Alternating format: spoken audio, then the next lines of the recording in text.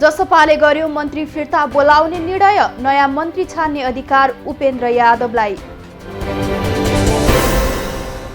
नेता वामदेव गौतमद्वारा नयाँ दल नेकपा एकता राष्ट्रिय अभियान घोषणा, 70 जना केन्द्रीय सदस्य चयन।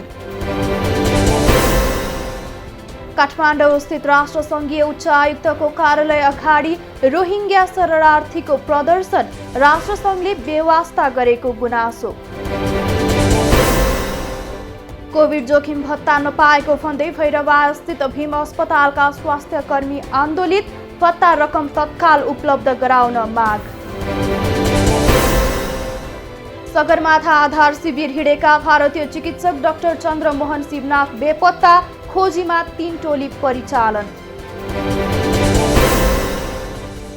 सप्तकोशी नदीमा पानीको बहाव बढ्न थालेसँगै तटीय क्षेत्रमा सतर्कता बढाइयो, नदीमा डुङ्गा चलाउन पूर्ण रूपमा रोक। रूपन्देहीको तिलोत्तमा नगरपालिका स्थित एक फाइबर फ्याक्ट्री डुबानमा 35 लाख बराबरको क्षति। आजदेखि 3 दिनसम्म मनसुन थप सक्रिय हुने, देशभर भारी वर्षाको सम्भावना, सतर्कता अपनाउन आग्रह। सुदूरपश्चिममा लिफ्टिङ प्रविधिका खानेपानी आयोजना धमाधम निर्माण, खानेपानी पाएपछि दार्चुला र बैतडीका बासिन्दा दङ्ग। पेवातालको नयाँ मापदण्ड लागू नगर्न सर्वोच्चको आदेश, मापदण्ड घटाउने पोखरा महानगरको निर्णय सर्वोच्चद्वारा बदर। ललितपुरमा कोभिड-19 विरुद्धको फाइजर खोप लगाउने कार्यक्रम आजबाट स्थगित, आवश्यक मात्रामा खोप उपलब्ध नभएको जानकारी। झापाको विभिन्न क्षेत्रमा भारी वर्षा मापन, कन्काईको बाढीले करिब 100 घर डुबानमा। लगातारको वर्षासँगै बुटोल बजार जलमग्न, आवत जावतमा समस्या। अविरल वर्षाका कारण इटहरीका विभिन्न क्षेत्र डुबानमा, खोलामा पानीको सतह बढ्दो क्रममा। विराटनगरमा वर्षाका कारण 100 घर परिवार विस्थापित, 1500 घर डुबानमा। वर्षाका कारण उपत्यकाको फोहोर ढुवानी प्रभावित, फोहोर व्यवस्थापन स्थल पुग्ने सडक भत्किँदा समस्या। उपत्यकामा प्रयोग भइरहेका सबैजसो पानीका स्रोतमा हैजाका जीवाणु फेला, 8 नमुना मध्ये 5 वटामा इकोलाई भेटियो। काठमाडौँ उपत्यकामा हैजा पुष्टि भएका मध्ये 8 जना निको, संक्रमित 12 मध्ये 4 जना अझै अस्पतालमा। काठमाडौँ महानगरद्वारा हैजा सम्बन्धी जानकारी दिन 24 घण्टा हटलाइन सञ्चालनमा, 1180 नम्बरमा फोन गरेर प्राप्त सुविधा लिन सकिने। ललितपुरमा ट्राफिक प्रहरीले कामबाट घर फर्कदै गरेका एक चिकित्सकमाथि कुटपिट गरेको आरोप, दोषीलाई कारबाहीको माग।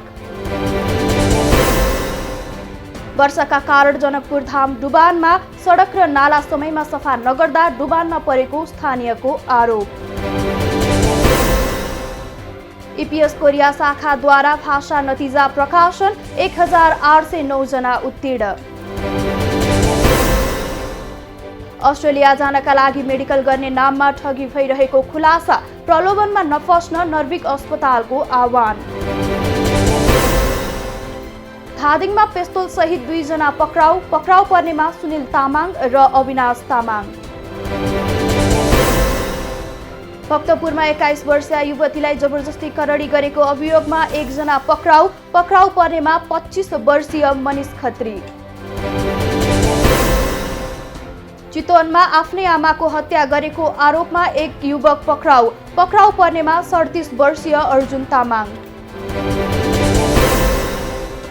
24 वर्षीय नेपाली युवा रिदम पोखरेल 1 महिनादेखि लन्डनमा बेपत्ता, खोजीका लागि सहयोग गरिदिन स्थानीय प्रहरीको आग्रह।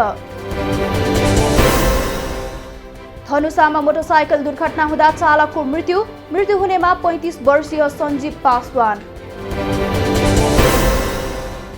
सुर्खेतमा इनारमा डुबेर 1 जनाको मृत्यु हुनेमा याम बहादुर परियार।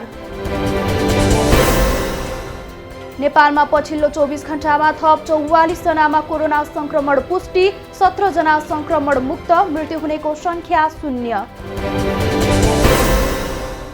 नेप्सेमा 11.82 अङ्कको गिरावट, 1 अर्ब 5 करोड रुपैयाँ बराबरको कारोबार। अमेरिकाको टेक्सासमा एउटा ट्रकभित्र 46 जना मृत अवस्थामा फेला, मृत्यु हुने सबै आप्रवासी भएको आशंका। युक्रेनी शहर क्रेमेन्चुकको शपिङ मलमा रुसद्वारा मिसाइल आक्रमण, 16 जनाको मृत्यु।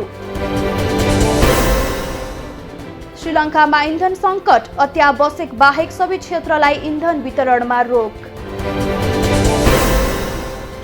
चीनद्वारा अफगानिस्तानका भूकम्प पीडितलाई मानवीय सहयोग, 5 करोड युआन उपलब्ध गराउने निर्णय। सिरियामा अमेरिकी कारबाहीमा परि अल कायदा आबद्ध समूहका शीर्ष नेताको मृत्यु, सर्वसाधारणलाई क्षति नपुगेको दाबी। जापानमा कम विद्युत खपत गर्न सरकारको आग्रह, अत्याधिक गर्मीका कारण विद्युत आपूर्तिमा समस्या। युक्रेनलाई सहयोग गर्ने G7 को प्रतिबद्धता, बन्दरगाहबाट खाद्यान्न रोक्न बन्द गर्न रुसलाई चेतावनी।